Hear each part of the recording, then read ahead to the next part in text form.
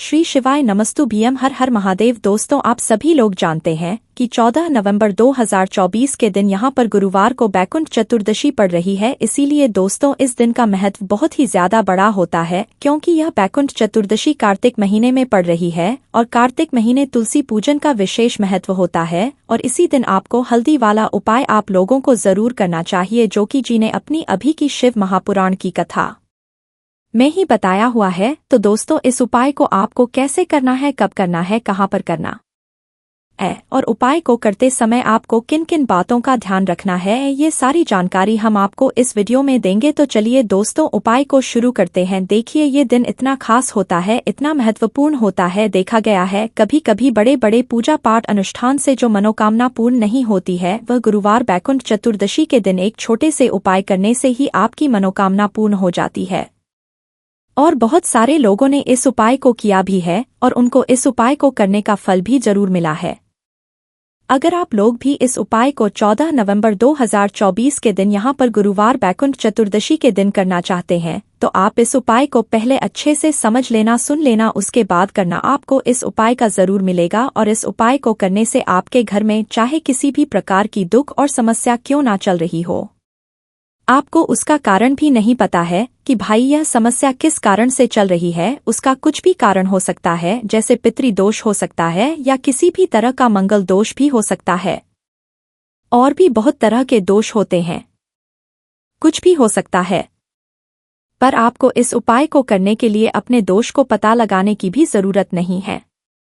14 नवंबर 2024 के दिन यहां पर गुरुवार बैकुंठ चतुर्दशी के दिन इस एक चुटकी हल्दी वाले उपाय को आप लोगों को कर लेना है। दोस्तों, अब हम समझते हैं इस वाले उपाय को हमें करना किस समय है। तो सबसे पहली बात दोस्तों, हम समझते हैं कि यह हल्दी वाला उपाय करना किसको है। तो देखिए, यहाँ पर सीधी सी बात है कि यह हल्दी वाला उपाय जो है यह किस लिए किया जा रहा है। यह मनोकामना को पूर्ण करने के लिए किया जा रहा है, या आपके जीवन में जो दुख और परेशानियां हैं उनको दूर करने के लिए किया जा रहा है, या आपका कोई काम है जो कि नहीं हो पा रहा है, आप उसके लिए इस उपाय को कर सकते हो। तो सीधी सी बात यह है कि आप अपनी किसी भी प्रकार की मनोकामना के लिए इस वाले उपाय को कर सकते हो। तो यह उपाय वह व्यक्ति कर सकता है जिस व्यक्ति को अपनी किसी भी प्रकार की मनोकामना भगवान शिव जी से पूर्ण करवानी हो। और अगर कोई भी माताएं बहनें जो है अपने घर की सुख और शांति के लिए, घर में धन समृद्धि को बढ़ाने के लिए यह वाला उपाय करना चाहती है, तो घर की जो बड़ी माताएं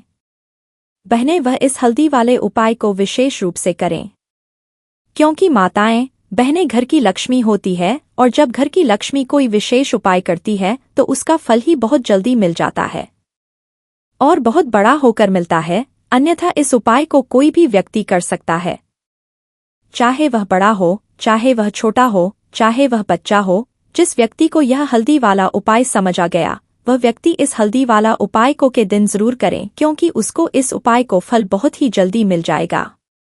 क्योंकि 14 नवंबर 2024 के दिन यहां पर गुरुवार के दिन भगवान शिव और विष्णु भगवान जी बहुत आसानी से प्रसन्न हो जाते हैं। तो आइए अब हम समझते हैं कि इस हल्दी वाला उपाय को आपको करना कैसे है और इस उपाय को करने का जो समय है वह क्या है।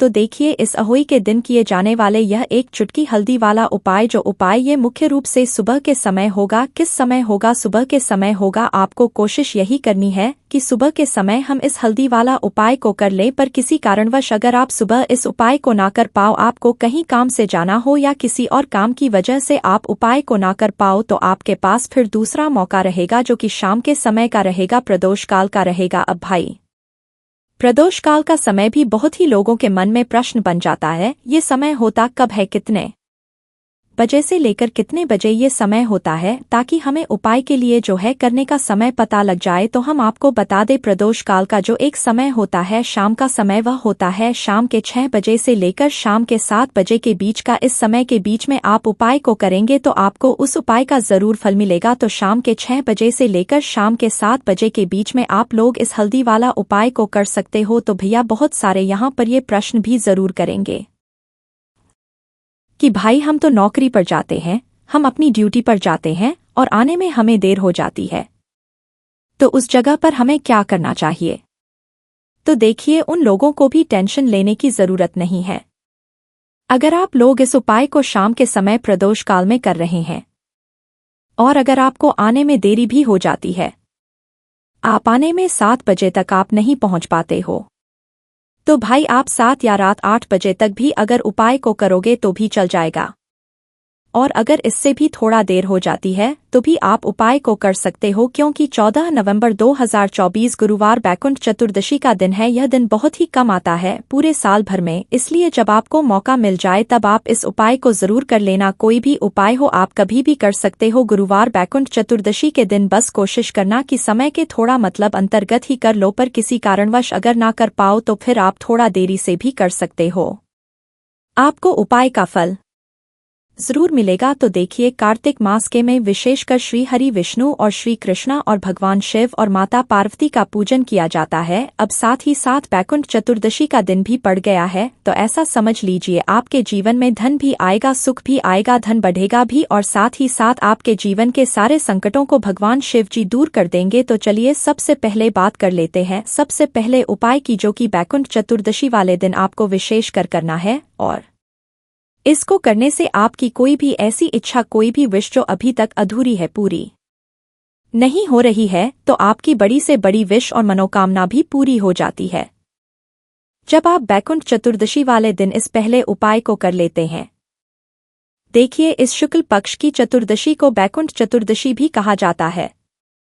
अगर इस दिन हम भगवान विष्णु और माता तुलसी के समक्ष कोई भी उपाय करते हैं तो उसका फल हमें जरूर मिलता है। तो देखिए, आप सभी जानते हैं कि श्री विष्णु और कृष्णा जी जो है उन्हें तुलसी दल सबसे प्रिय है। बिना तुलसी माता के श्री हरि विष्णु जी अधूरे हैं, और बिना तुलसी पत्तों के श्री हरि विष्णु का भोग अधूरा है। अब श्री हरि विष्णु को प्रसन्न करके आप अपनी मनोकामना को पूरा कर सकते हैं, क्योंकि श्री हरि विष्णु अगर प्रसन्न हो गए तो आपकी कोई भी विश और इच्छा, मनोकामना अधूरी नहीं रहेंगी। तो आपको तुलसी के 5 पत्ते लेने हैं। अब जिस दिन गुरुवार बैकुंठ चतुर्दशी है उस दिन तुलसी के पत्ते ना तोड़े, पहले से ही तोड़ कर रख ले। अब ये 5 तुलसी के पत्ते जो आपने लिए हैं, ये 5 तुलसी के पत्ते आपको श्री हरि विष्णु को अर्पित करने हैं अपने घर के मंदिर में ही। ठीक है, ऐसा आपको करना है। आपके घर में श्री हरि विष्णु की कोई मूर्ति है या श्री कृष्णा की मूर्ति है या लड्डू गोपाल है, प्रतिमा है, वहां पर यह 5 तुलसी के पत्ते आप रखें, और साथ ही साथ एक देसी घी का दीपक गोल बाती का आपको लगाना है। और इस मंत्र का आपको 11 बार जप करना है।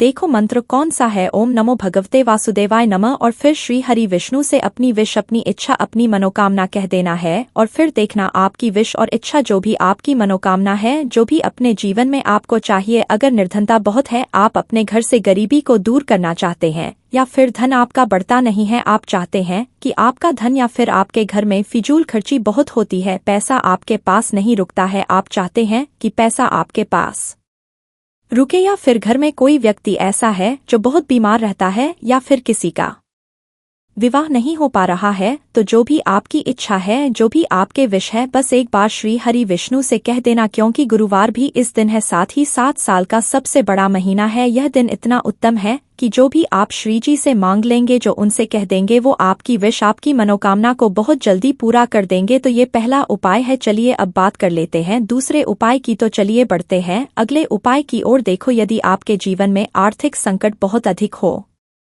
रहे हैं, धन की समस्या लगातार जीवन में बनी हुई है, एक एक रुपयों को प्राप्त करने के लिए आपको बहुत अधिक मेहनत कर रहे हैं, तो आज रात्रि में सोने से पहले आपको हो एक चमत्कारी दीपक का उपाय अवश्य करना है। या फिर यदि आपका जो व्यापार है, बिजनेस है, दुकान है, वो अच्छे से नहीं चल पा रही है, तो आज रात्रि में इस विशेष दीपक का उपाय आपको अवश्य करना चाहिए। देखो दोस्तों, दीपक हमारे घर में सभी नकारात्मक शक्ति को बाहर करता है। ये उपाय आपको साल में केवल एक बार करने का ही मौका मिलता है, केवल और केवल गुरुवार बैकुंठ चतुर्दशी पर ही इस उपाय को किया जाता है। देखिए, इस उपाय के लिए तुलसी जी की जो सूखी लकड़ी होती है उसे ले लेना है। देखिए दोस्तों, यदि आपके पास पुरानी तुलसी जी की लकड़ी है तो उसे आप ले सकते हैं, और यदि आपके घर में तुलसी जी जो लकड़ी है वो सूखी हुई है तो उसकी लकड़ी आप तोड़ करके इस्तेमाल कर सकते हैं। लेकिन आपको ध्यान रखना है कि सूर्यास्त से पहले पहले ही आपको ये जो तुलसी जी की लकड़ी है इससे अवश्य ही तोड़ लेना है, और आज के दिन लकड़ी को नहीं तोड़ना है। तो इस उपाय के लिए आपको सबसे पहले तो एक मिट्टी का दीपक होगा, चाहे तो आटे का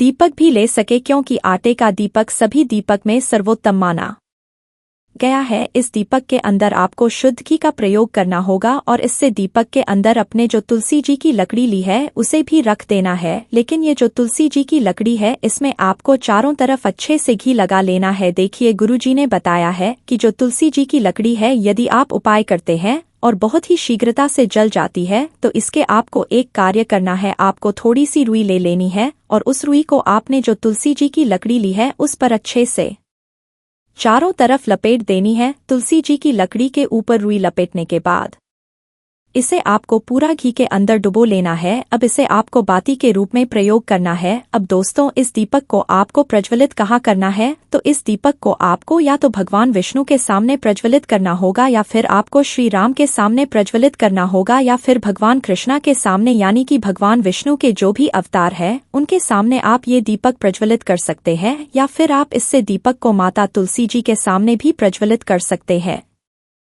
पूज्य गुरुजी ने बताया है कि जो भी व्यक्ति इस प्रकार से तुलसी जी की डंडी से यह दीप दान कर देता है उसके जीवन में कभी भी धन की समस्या नहीं होती है। इसीलिए आपको यह पूरे साल में एक बार ही मौका मिलता है। इस उपाय को करके देखना, आपकी सभी इच्छाएं जरूर पूर्ण होंगी। यह जो उपाय है रात्रि में सोने से पहले करना है। बात करते हैं अगले उपाय की। अब बताते हैं तुलसी के गमले में आपको वो कौन सी चीज डालना है, किस उपाय को करने से आप अपने जीवन में महाधानी बन जाएंगे। इतना धन आपको मिलेगा कि कभी भी आपके धन में कमी नहीं आएगी, कभी भी आपका धन बर्बाद नहीं होगा। आपके पैसे की बिल्कुल आपके जीवन से रुक जाएगी। और जो लोग कहते हैं कि घर में पैसा तो आता है, पैसा रुकता नहीं है और पैसा बढ़ता नहीं है, वृद्धि नहीं हो रही है, उन्हें भी विशेष यह दूसरा उपाय गुरुवार बैकुंठ चतुर्दशी वाले दिन जरूर करना चाहिए।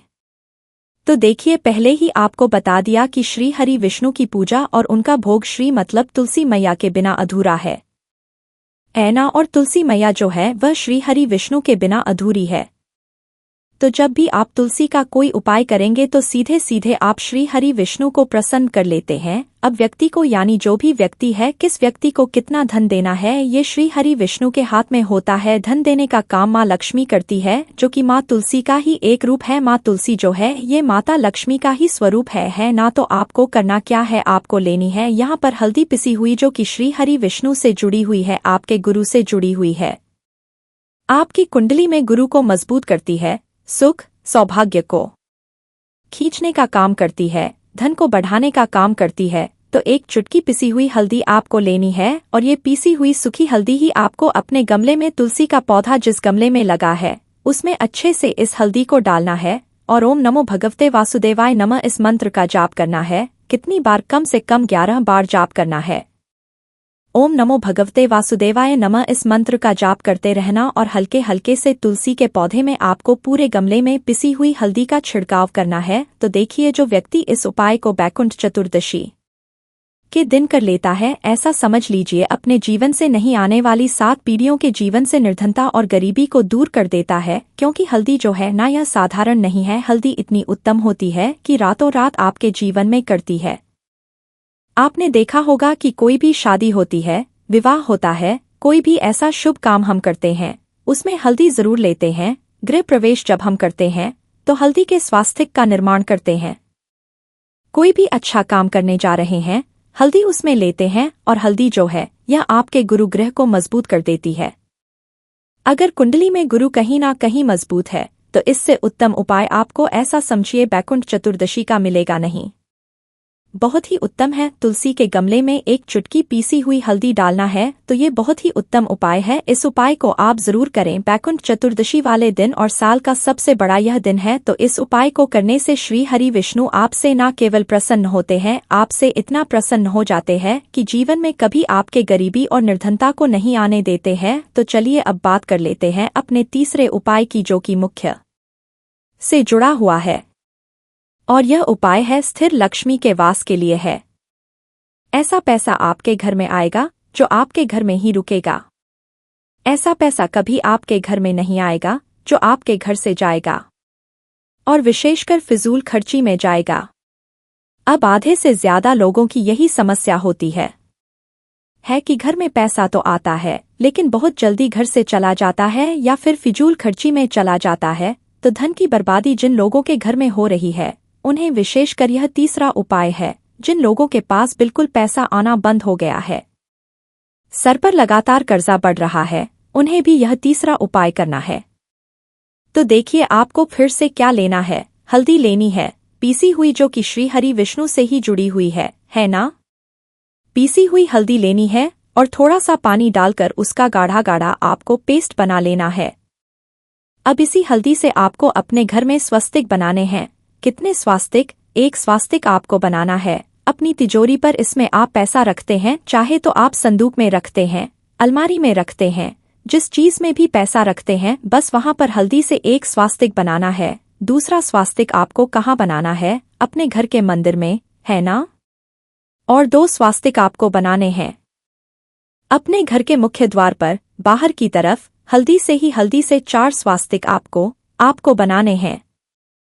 2 स्वास्तिक मुख्य द्वार पर, बाहर की तरफ, एक तिजोरी पर, है ना, और एक अपने घर मंदिर में। बस यह उपाय आपने बैकुंठ चतुर्दशी वाले दिन कर लिया तो देखिए जो धन की तिजोरी है उसमें पैसा भरा रहेगा। कभी भी धन की तिजोरी धन से खाली नहीं होगी, क्योंकि जहां पर हल्दी का स्वस्तिक होता है वहां कभी धन की कमी नहीं होती है। हमेशा वहां पर धन की देवी माता लक्ष्मी वास करती है, क्योंकि हल्दी किससे जुड़ी हुई है? श्री हरि विष्णु से। और माँ लक्ष्मी कहाँ होती है? जहाँ श्री हरि विष्णु वास करते हैं। अब बात करें कि आपके घर का जो है उसमें अगर आप एक स्वस्तिक बनाते हैं तो आपके घर से ऊर्जा जो है पूरे घर में ऊर्जा फैलती है ना। तो आपके घर में पॉजिटिव एनर्जी बढ़ती है, सकारात्मक ऊर्जा बढ़ाती है। जब आप अपने घर के मंदिर में हल्दी का स्वास्तिक बनाते हैं, आपके घर से बुरी शक्तियां, नेगेटिव एनर्जी जैसी चीजें बिल्कुल आपके घर में नहीं रुकती है। मुख्य द्वार तो इतना उत्तम होता है कि मुख्य द्वार से ही की नज़र सबसे पहले आपके मुख्य द्वार पर ही पड़ती है। और मुख्य द्वार पर अगर आपने हल्दी के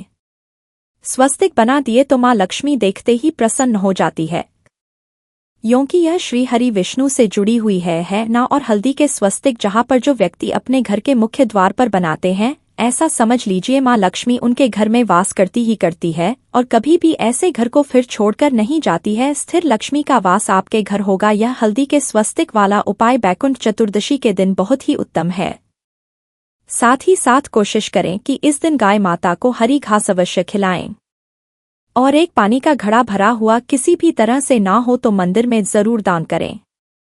और पूज्य गुरुजी ने कहा है कि अगर कभी भी मौका लग जाए और कार्तिक महीने की तिथि गुरुवार को पड़ जाए तो आप लोगों को 7 चने की दाल वाला उपाय तो अवश्य ही करना चाहिए। इन दोनों का संयोग बहुत कम आता है। और इसी के साथ में गुरुजी ने अपनी शिव महापुराण कथा में बताया है कि इस दिन आपको 7 चने की दाल वाला उपाय तो आपको अवश्य ही करना चाहिए, क्योंकि ऐसा दिन पूरे साल में सिर्फ एक ही बार आता है। और दोस्तों, आप सभी लोग जानते हो कि गुरुवार तिथि का अगर सबसे बड़ा कोई उपाय है तो 7 चने की दाल वाला उपाय है। तो दोस्तों, इस गुरुवार दिन आप लोगों को इस 7 चने की दाल वाला उपाय को जरूर करना है। बहुत सारे लोग होंगे जिन लोगों ने इस उपाय को ना किया हो, मतलब पूरा साल निकल गया, उन्होंने किसी भी दिन इस 7 चने की दाल वाला उपाय को ना किया हो। पर दोस्तों, आपके पास एक आखिरी मौका बचा हुआ है जो कि 14 नवंबर के दिन है। तो इस दिन आप लोगों को इस वाले उपाय को जरूर कर लेना है। भले ही आपने पूरे महीने भर इस उपाय को ना किया हो, पर अगर आपने इस कार्तिक महीने के गुरुवार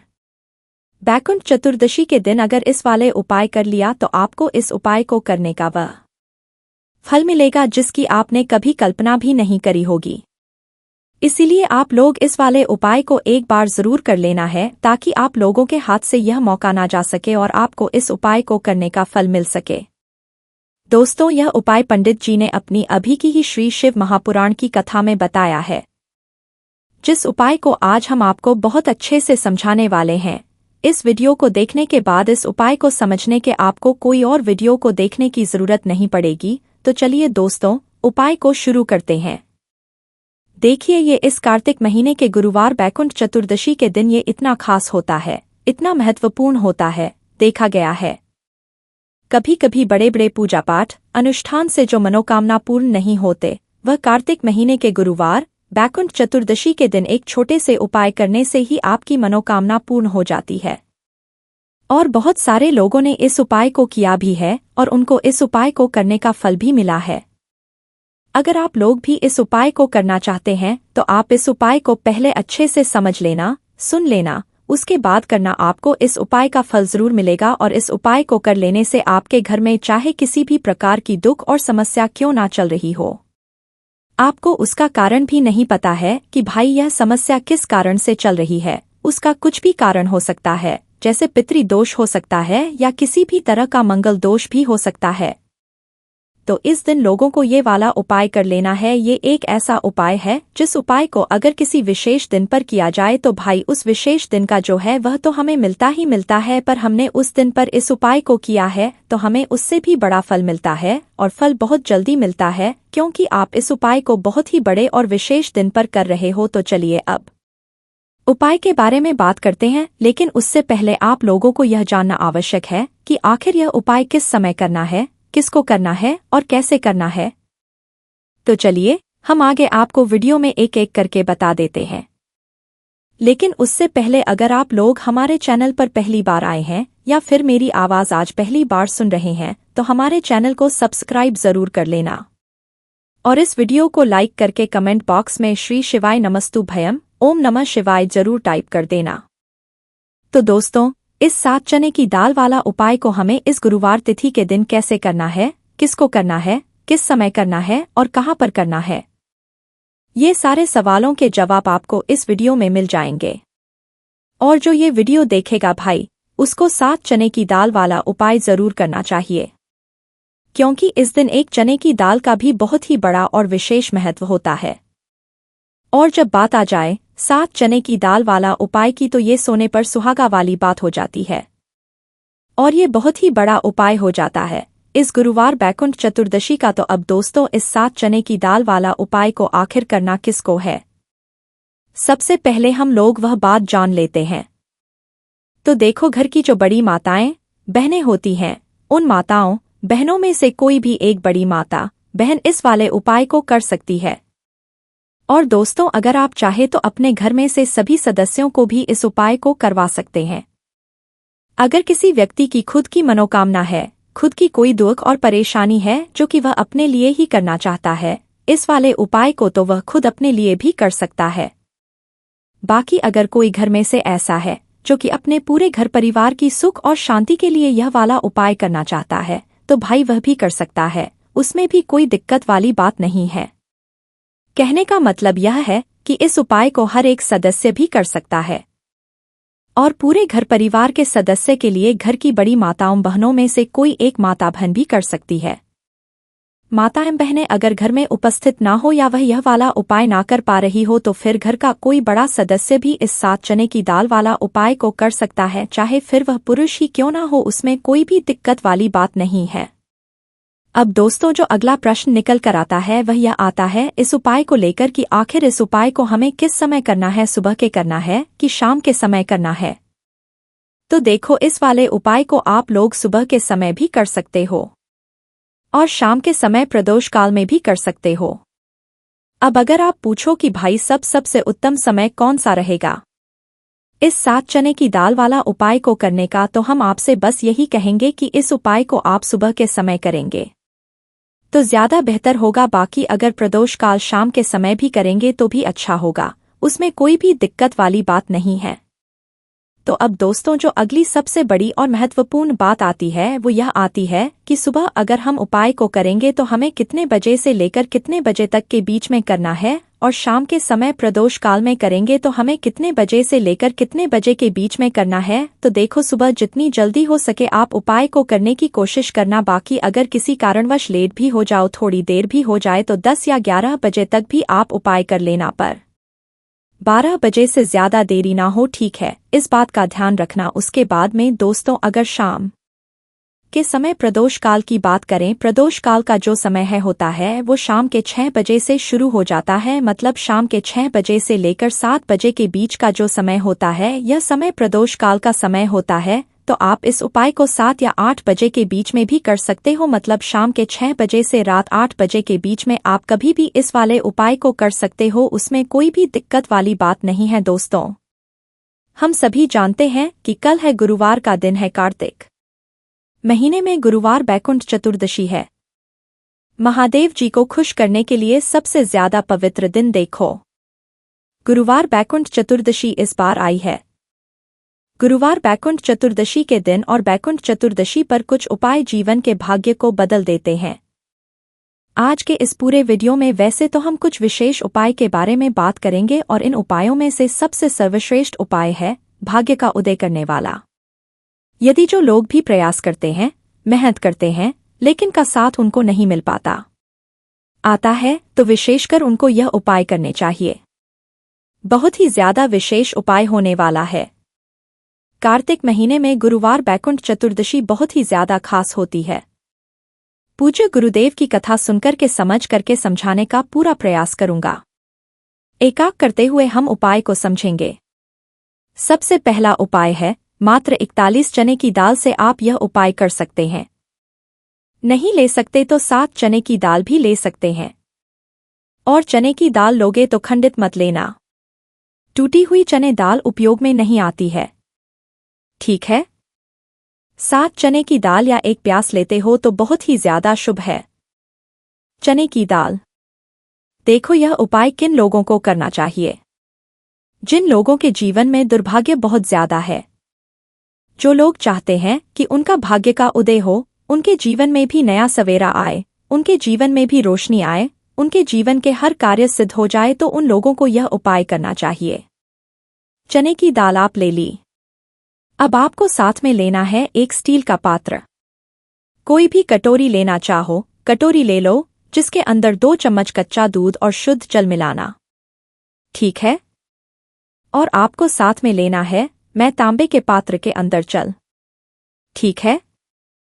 ये तीनों मात्र 3 सामग्री लेकर के आज के दिन यानी कि कार्तिक महीने में गुरुवार बैकुंठ चतुर्दशी के दिन आपको जाना है। भगवान शिव के मंदिर में देखो, गुरुवार बैकुंठ चतुर्दशी के दिन पड़ता है तो शुभ होता है। तब भी हम चने की दाल के उपाय करते हैं क्योंकि चने की दाल का जो रंग होता है वह स्वर्ण होता है और स्वर्ण जो होता है यानी कि एक तेज का प्रतीक माना जाता है और तेज हमारे जीवन में आता है तो हमारे कार्य सिद्ध होते जाते हैं। अगर जीवन में उदासी होगी तो कुछ भी कार्य आप कितना भी कार्य कर ले आपका कुछ भी नहीं हो सकता, लेकिन अगर जीवन में तेज होगा, जीवन में ऊर्जा होगी तो वह कार्य अपने आप ही परिपूर्ण होते जाएगा, अपने आप ही सिद्ध होते जाएगा। गुरुवार बैकुंठ चतुर्दशी के दिन पड़ता है तब हम चने की दाल का उपयोग करते हैं कि तिथि शुक्रवार के दिन पड़ती है तब हम चने की दाल का उपयोग करते हैं और उसी प्रकार से यह शुभ तिथि जो कि महीने में एक बार आती है वह गुरुवार और यह बैकुंठ चतुर्दशी के दिन है, इसीलिए हम आज यह उपाय करेंगे।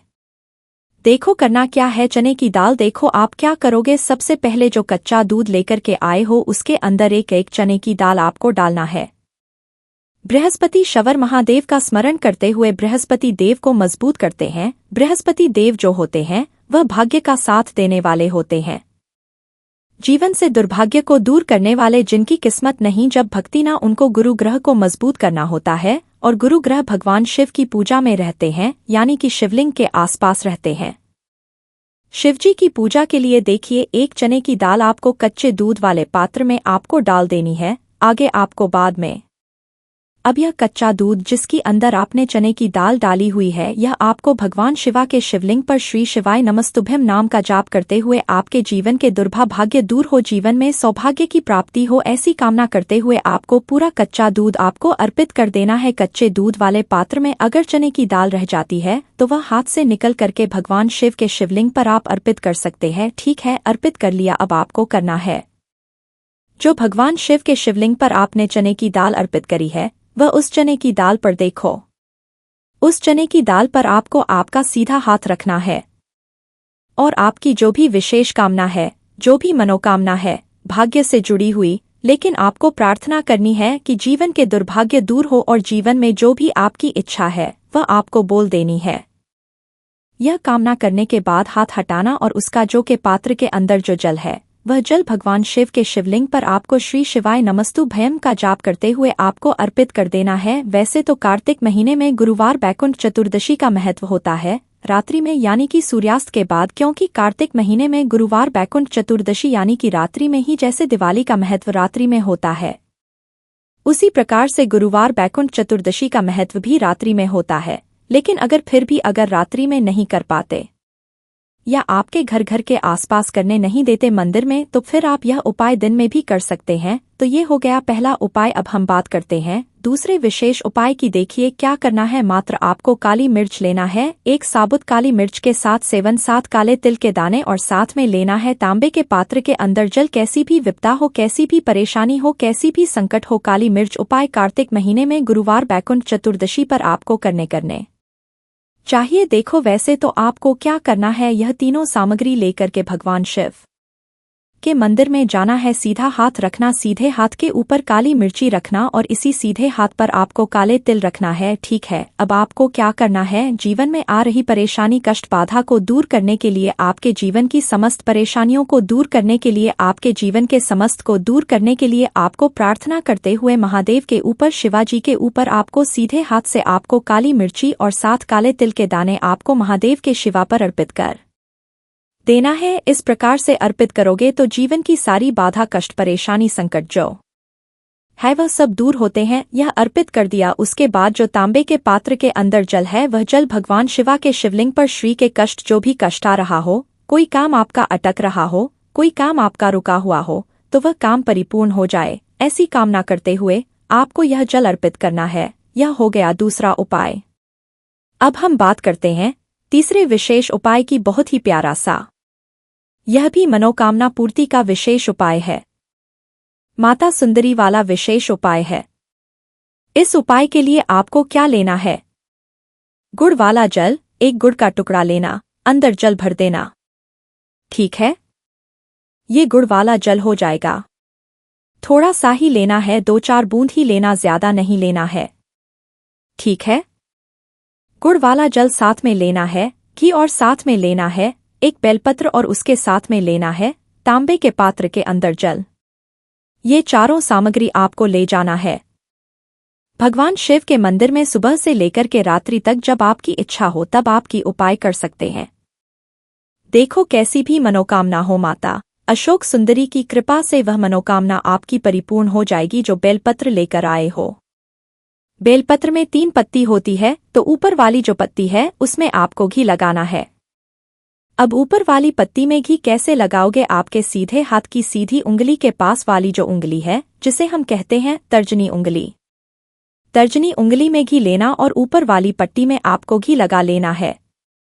आ गई इतनी बात समझ में? ठीक है, अब जो गुड़ वाला जल लेकर आए हो, गुड़ वाला जल भी सकते हो या लाल चंदन भी ले सकते हो, जो आपके पास अवेलेबल हो वह आप ले सकते हो, लेकिन लाल चंदन लेते हो तो सर्वोत्तम होता है। लाल चंदन लेना आप आपकी चिट्ठी के पास वाली उंगली, जिसे तर्जनी उंगली कहते हैं, तर्जनी उंगली से ही आपको नीचे की दोनों पट्टियां पर चिकनी वाली साइड पर ही आपको लाल चंदन आपको लगा लेना है या गुड़ वाला जल आपको लगा लेना है। अब यह जो बेलपत्र है इसे उठाना और माता सुंदरी वाला जो स्थान है वहां पर इसे अर्पित करना। आपकी जो भी मनोकामना है वह बोल करके अब यहाँ पर देखो माता अशोक सुंदरी वाले स्थान पर बेलपत्र कैसे अर्पित करना है। डंडी का हिस्सा महादेव की तरफ होना चाहिए। इस उपाय में यही विशेषता है। देखो डंडी का हिस्सा शिवाजी तरफ होना चाहिए और पत्ती का हिस्सा जलाधारी की तरफ होना चाहिए। इस प्रकार से आपको बेलपत्र अर्पित करना है और जो अंत में तांबे के पात्र के जो जल लेकर क्या है, थोड़ा सा जल पत्नी पर जो पति आपने बेलपत्र अर्पित करना माता वाले स्थान